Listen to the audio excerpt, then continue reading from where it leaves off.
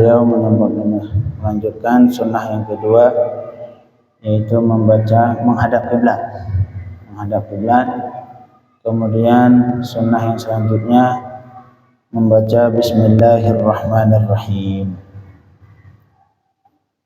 Kemudian setelah membaca Bismillahirrahmanirrahim baru mulai thumma yaghsil yadayhi thalathan. Kemudian membasuh ia akan dua tangannya tiga kali basuh tangan. Ini basuh tangan disunnahkan sekaligus dua langsung, jadi bukan satu-satu, atau kadang-kadang kita pakai gayung satu-satu. Enggak, disunnahkan sekaligus dua.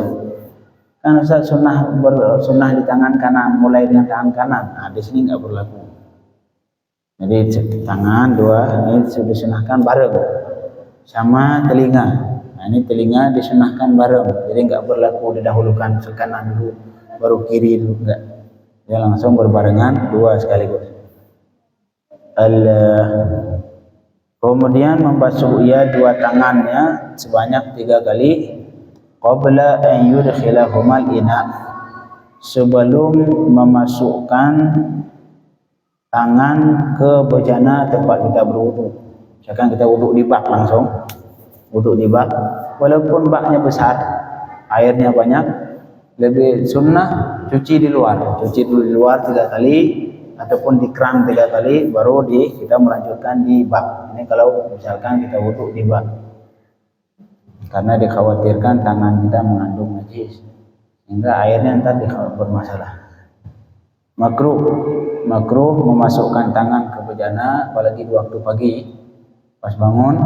Makruh masukkan tangan ke bejana sebelum mencuci dulu 3 kali di luar bejana. Makruh, karena disebutkan dalam hadis fa innahu la yadri aina batat yaduhu, karena seseorang tidak mengetahui itu ketika malam tangannya bermalam di mana, enggak tahu. Bisa jadi nyongkel, bisa jadi megang apa, kita enggak tahu. Makanya di pagi hari makruh langsung dimasukkan ke bejana. Diusahakan cuci dulu di luar. Kalau kita sekarang ada keran, itu mudah, alhamdulillah. Cuci dulu baru ntar dimasukkan ke bejana. Dan saat itu beliau disunnahkan, ini doa ini sebenarnya kata sebagian ulama mengatakan doa ini tidak sebut Rasulullah sallallahu alaihi wasallam. Tapi setidaknya kita berdoa, karena berdoa Allah Subhanahu wa taala berkata, "Ud'uni astajib lakum." Berdoalah kalian kepadaku, aku terima. Dan di sini Allah tidak menentukan kapan berdoa. Jadi subhanallah, dalam Islam ini Allah mensyariatkan ibadat.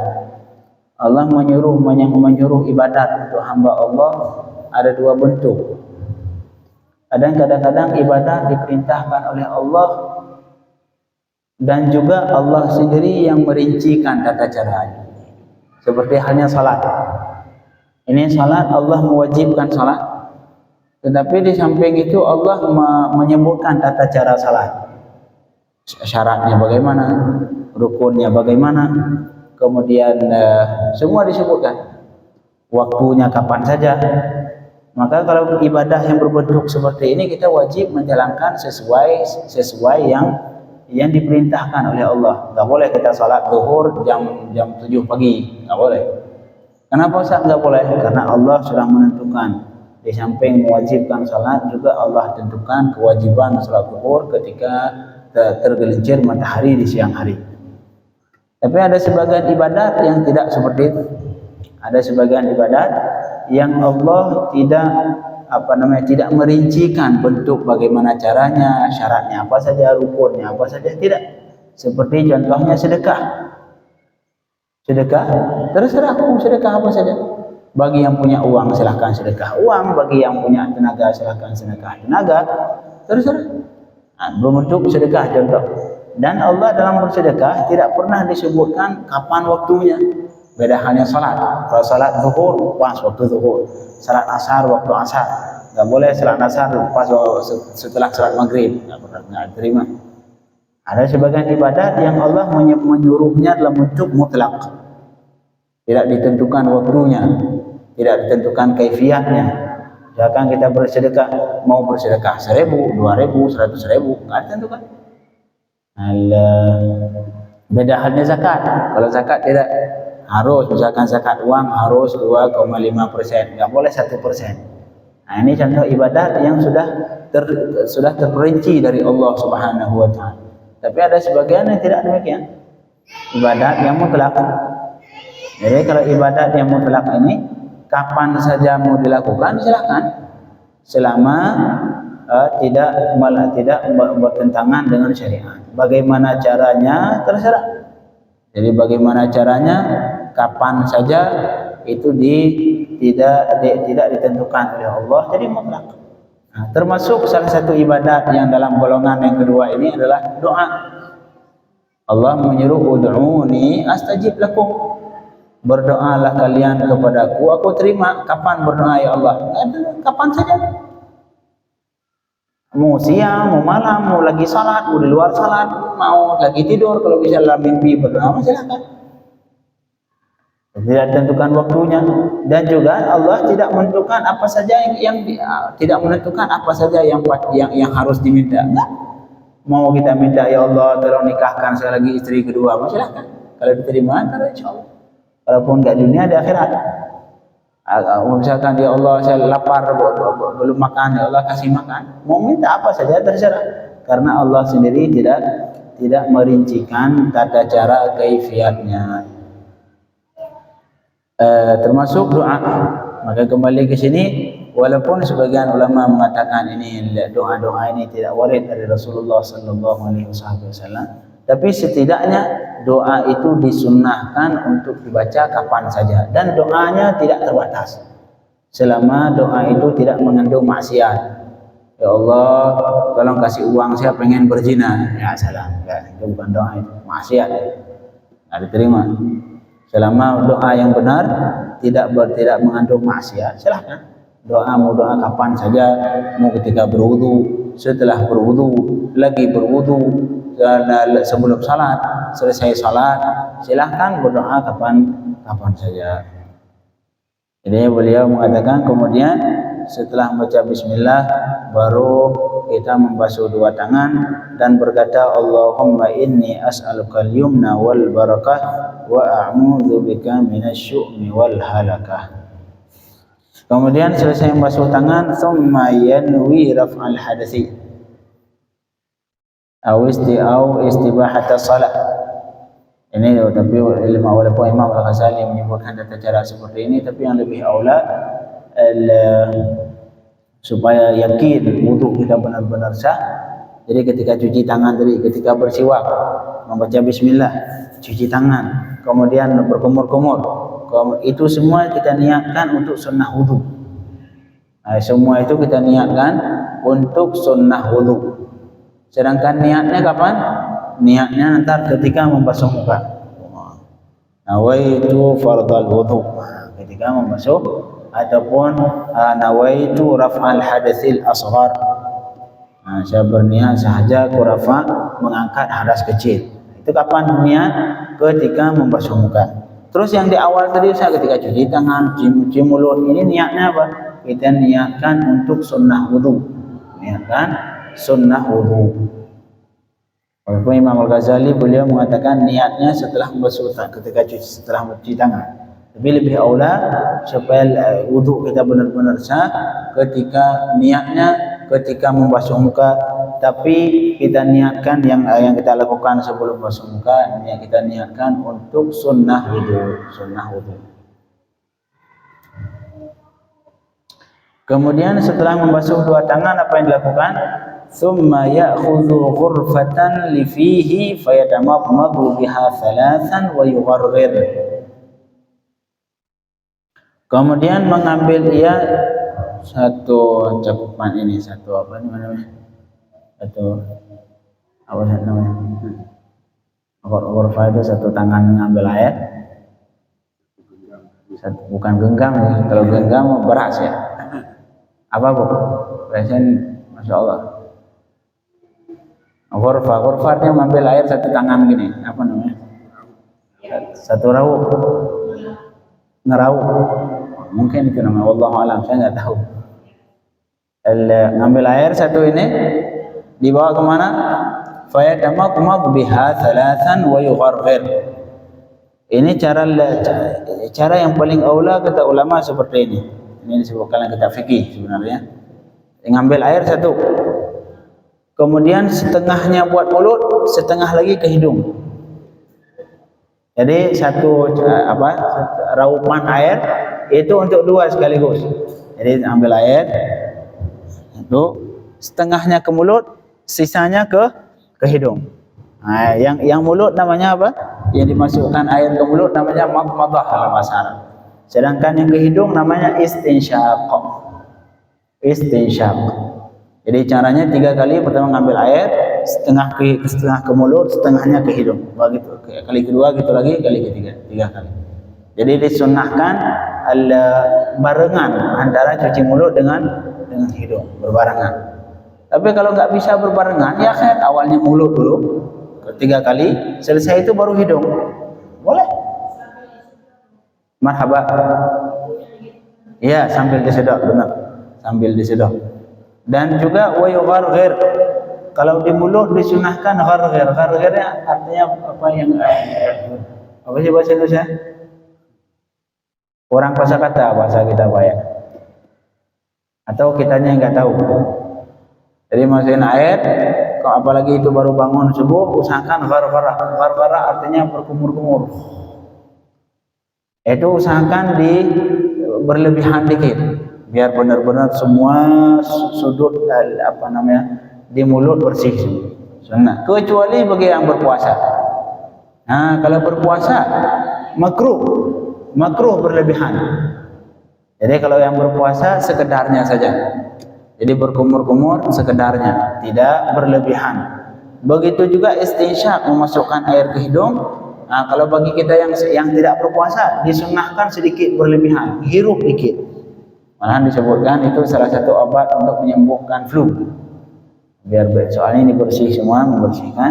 Jadi kalau lagi flu bagus.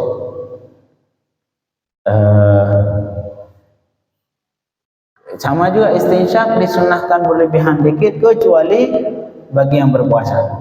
Nah, berpuasa jangan masukkan dikit aja sudah. Soalnya kalau sempat masuk air ke dalam batal puasa, dikhawatirkan batal puasa. Ini tentang madmadah wal istinsyaq.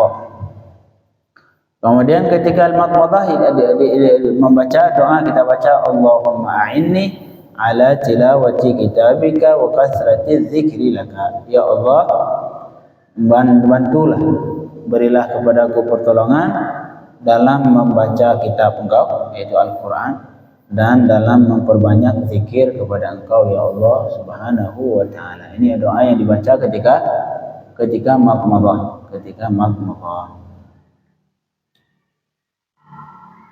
Tapi Imam Al-Ghazali di sini memisahkan. Tapi yang lebih aula kata ulama fikih digabung. Jadi ngambil air satu tangan ke mulut setengah, ke hidung setengah. Itu lagi kali kedua, ke ketiga. Ataupun boleh juga seperti yang Imam Al-Ghazali sebutkan dalam kitab Ihya. Pertama ke mulut dulu 3 kali, kemudian baru thumma ya'khudhu ghurfatan li anfihi wa yastanshik thalathan. Nah, boleh juga dipisahkan. Tapi yang aula al-jam'u bainal madmadati wal istinsyaqi bil ma'. Jadi satu air untuk 2 sekaligus. Dan ketika istinsyaq pertama dihirup, kemudian ditiup kembali. Nah, begitu juga dan ketika ditiup, subhanallah, itu disunnahkan ketika masukkan air pakai tangan kanan. Tapi giliran dikeluarin pakai tangan kiri. Subhanallah syariat. Al-yawma akmaltu lakum dinakum, kata Allah, hari ini aku sempurnakan agama Islam sudah sempurna. Sampai yang hal kecil seperti ini dianjurkan dalam Islam. Kemudian wa yaqulu fil istinsyaq, ketika memasukkan air ke hidung disunnahkan membaca Allahumma awjilni raihatal jannah wa anta anni radin. Ya Allah, berikan kepadaku cium baunya surga. Artinya kita bisa mendapatkan mencium bau surga. Kemudian wa anta anni radin, sedangkan engkau saat itu dalam keadaan ridha kepadaku. Nah, itu ketika memasukkan air ke hidung. Ketika mengeluarkan membaca, ketika mengeluarkan air, Allahumma inni a'udzubika min rawaihin nar wa min su'id dar. Ya Allah, aku berlindung kepada engkau dari bau neraka dan dari dar ataupun rumah yang buruk, yaitu neraka Allah Subhanahu wa taala. Ini sunnah. Kemudian setelah istinsyak, jadi setelah madmadah, setelah istinsyak apalagi yang dilakukan? Summa yaghrif ghurfatan liwajhi. Kemudian ngambil air lagi untuk membasuh muka. Nah, ini yang rukun ini. Rukun. Ya, kemudian dari rukun yang perlu diingat, rukun dalam wudu dalam mazhab Imam Syafi'i rahimahullah, yang pertama niat rukun. Tapi niatnya berbarengan dengan cuci muka. Yang kedua, rukun yang kedua cuci muka. Yang ketiga cuci tangan. Yang keempat mushaf kepala. Yang kelima cuci dua kaki sampai mata kaki. Kalau cuci tangan sampai siku harus basah semua. Kalau cuci kaki itu sampai mata kaki harus basah, jadi harus lewat mata kaki. Kemudian yang terakhir tertib. Arti tertib apa? Enggak boleh dibalik-balik. Ini ulama memahami kalau yang muka, tangan, kemudian kepala sama kaki, itu ulama memahami dari ayat wa in kuntum maradha wa ya ayyuhalladzina amanu idza qumtum ila shalah, kalau pengen salat kata Allah faqsilu wujuhakum, cuci muka, wa aydiyakum wa ilal marafiq, cuci tangan, kemudian wa amsahu bi ru'usikum, usah kepala, wa arjulakum, kemudian cuci kaki. Ini 4 anggota wudu disebutkan dalam Al-Quran. Cuman yang niat kan niatnya disebutkan dalam Al-Quran. Niat disebutkan dalam hadis. Kata Rasul sallallahu alaihi wasallam, innamal a'malu binniyat. Dari hadis ini dipahami bahwa wudu juga disyaratkan harus ada niat. Tertib kan tertib enggak disebut, enggak ada dalam Al-Quran warajibu, enggak disebutkan dalam Al-Quran tertib. Tapi tertib dipahami dari tertib Allah menyebutkan di hadis Rasulullah mengatakan ibda'u bima bada'allahu bih, mulailah dengan apa saja yang Allah mulai. Allah mulai menyebut, Allah yang sebutkan mulai dengan cuci muka, ya kita juga mulai ketika dengan mencuci muka.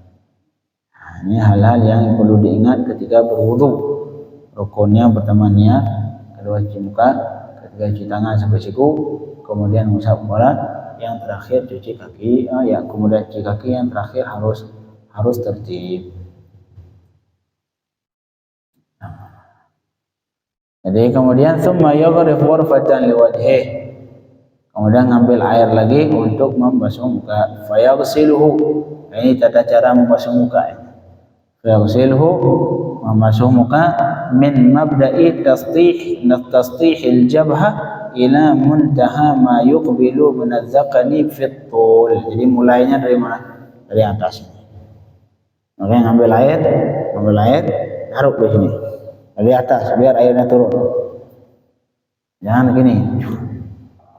Malahan makruh. Maka disebutkan dalam fikih makruh memukul pakai air. Kadang-kadang orang wudu seperti itu.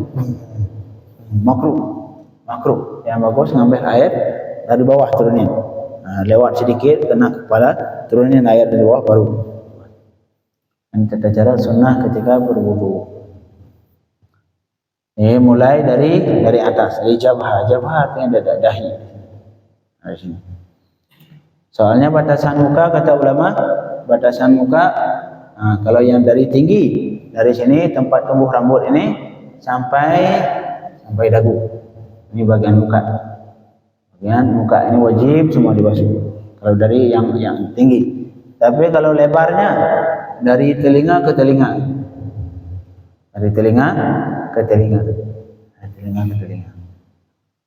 Nah, itu wajib semuanya dibasuh. Semua wajib dibasuh. Baik kulitnya ataupun bulu-bulunya. Kumis wajib semua basah. Wajib basahin semua. Ya kan, bulu ini wajib basah semua.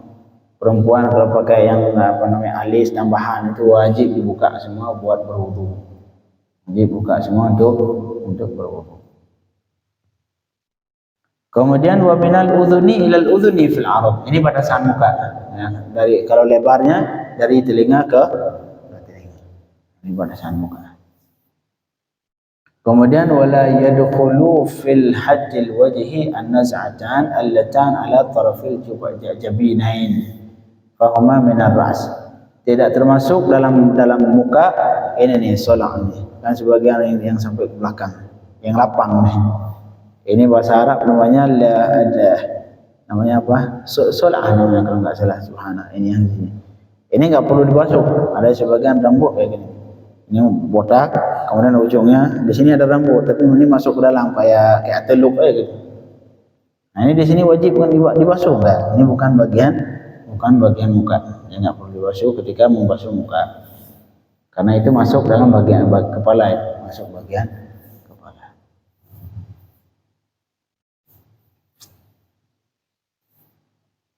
Kemudian wa yusilul ma ila manabiti syu'uril arba'ah.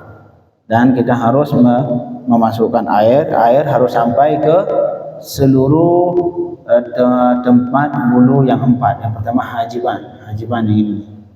Nah, ini semua wajib basah semua hajiban. Kemudian syariban kumis. Nah, semua wajib basah semua. Kemudian wal ahda. Al ahda yang ada bagian ini, yang sejajar dengan telinga. Apa sih namanya? Jambang. Yang ini, yang sejajar dengan telinga. Ini harus basah, harus basah. Kemudian wal idharan yang ini, idharan yang hadab al-ahdab idharan. Jadi artinya kecuali ntar yang dimaafkan kalau tebal dua ada. Yang besar ini bisa orang Arab apa sih namanya? Sama jenggot. Yang besar tapi yang tebal. Bewok. Bewok sama apa namanya sama jenggot itu tidak perlu dibasahin sampai ke dalam kalau lebat. Lebat sekiranya kalau misalkan kita duduk lagi nongkrong bareng, kalau dilihat enggak kelihatan apa namanya kulit. Saking lebatnya biasanya orang Pakistan, orang Arab tubuh besar deh. Jadi saking lebatnya kalau kita perhatikan, kita duduk deketin dia, kita perhatikan saking lebatnya tidak terlihat kulitnya yang dalam. Nah, ini dianggap lebat. Itu bagi dia akan dimaafkan. Cukup membasuh bagian luarnya doang. Yang orang tebal itu jenggot. Walaupun disunahkan basuh semua, tapi untuk syaratnya cukup yang bagian luar doang. Yang bagian dalam tidak perlu dimasukkan air. Tapi kalau misalkan jenggot kayak jenggot saya ini bisa dihitung. Kalau kita hitung sampai bisa dihitung. Paling 220.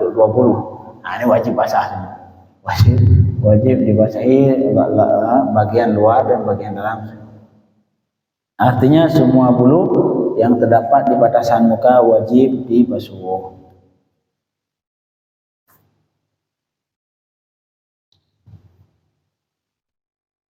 Wal idharan yang ini nih, idharan yang tadi kita sebutkan yang sejajar dengan telinga ini, jambang ini. Biasanya ketika motong ketika nyukur ditanyain, ini Pak mau dipotong atau enggak? Mau dicukur atau enggak? Ini yang sejajar dengan telinga, ini wajib dibasahkan dengan air ketika berwudu. Allah bisa kita lanjutkan hal-hal yang masih menyangkut tentang muka. Allahumma faqihna fid din wa 'allimna at-ta'wil wa ftah 'alaina futuhal 'arifin bi rahmatika ya arhamar rahimin. Sallallahu ala sayyidina Muhammadin wa alihi wa sahbihi wa sallam. Walhamdulillah.